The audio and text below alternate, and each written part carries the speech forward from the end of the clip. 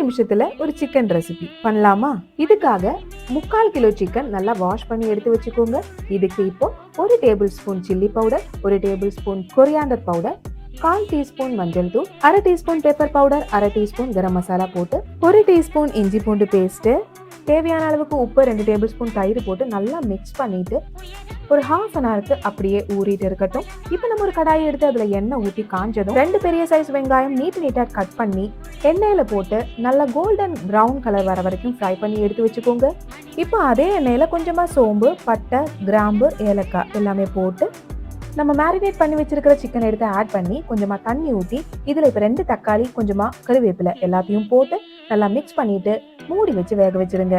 Chicken 3/4 வெந்ததும் நம்ம fry பண்ணி வச்சிருக்கிற வெங்காயம் எடுத்து நல்லா மிக்ஸ் பண்ணி கொஞ்சமாக கருவேப்பிலை, கொஞ்சமாக பெப்பர் தூள் தூவி எடுத்தினா ரொம்பவே சிம்பிளான சிக்கன் ரோஸ்ட் ரெடி. ட்ரை பண்ணிட்டு எப்படி இருக்குன்னு சொல்லுங்க.